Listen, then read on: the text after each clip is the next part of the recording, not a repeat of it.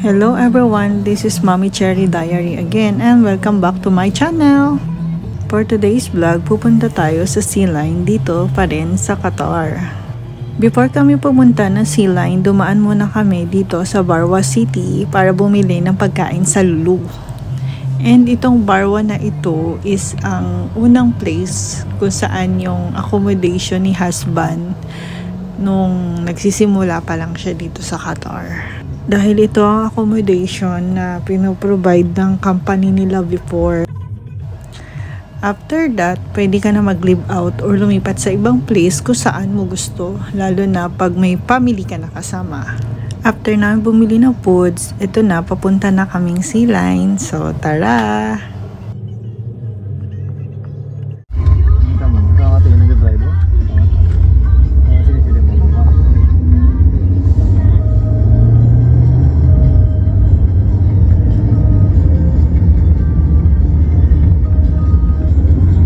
By the way guys, buntis ako this time and alam nyo na, pag buntis, laging gutom. Kaya kami dumaan ng Lulu para bumili ng foods and baon na rin na dadalhin sa Sea Line. So, itong pagkain namin na to is mamaya pa namin kakainin pag madilim na. And kung kakainin ko man siya, kailangan palihim kasi bawal nga ipakita sa mga Muslim na kumakain ka pag ganitong Ramadan season. And syempre, respect na lang din natin sa kanila kasi nasa bansa nila tayo. Pero dahil hindi ko mapigilan na kagutuman ko, ay siya kakain na ako ng palihim. And every time na pupunta ng Sea Line, be careful lang din kasi may area na hindi siya allowed na magpicture or any videos kasi nandito ang kayamanan ni Qatar.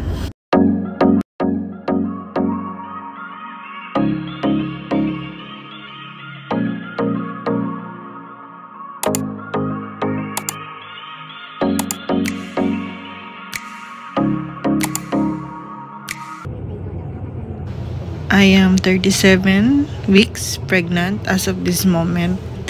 And ang purpose namin kaya kami pumunta ng Sea Line is para mag-DIY maternity shoot bago akong manganak.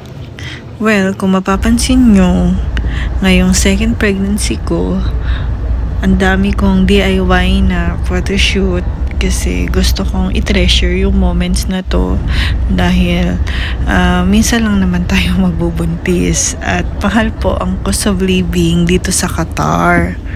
So, dahil minsan lang ito, pagbigyan nyo na ako.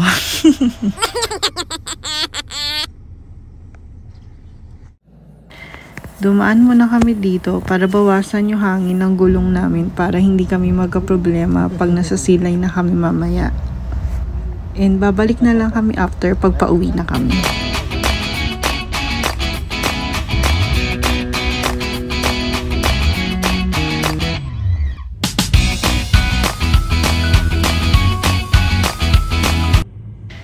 Hindi na muna kami magpapapicture sa camel today kasi medyo sensitive ang aking smell and may picture na rin kami dyan before.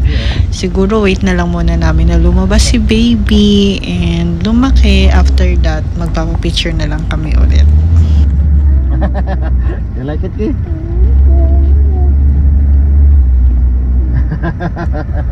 You like it?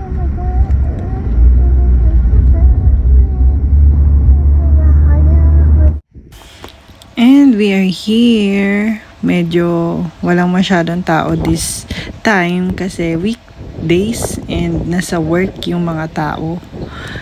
And tiniming ko talaga ng ganitong araw para hindi mahirap magpa-picture at hindi ako masyadong mahiya.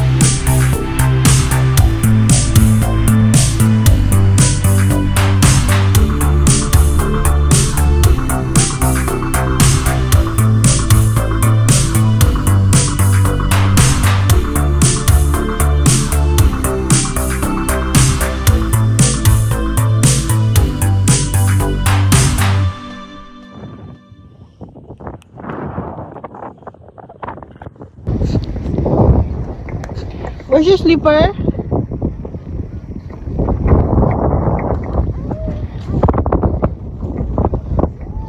Let's go. Let's go, anak.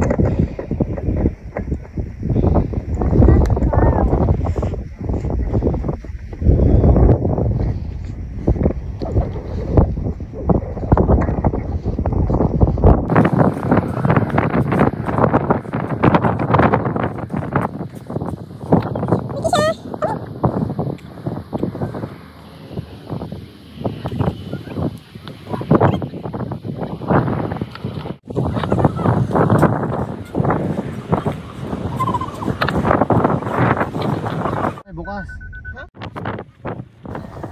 That's it for today, guys. And thank you for watching. Sana nag-enjoy kayo.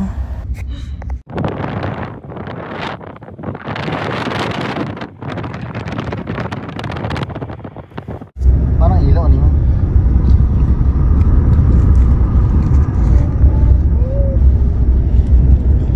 Wait, nagutom pala kami ulit. Tara kay KFC.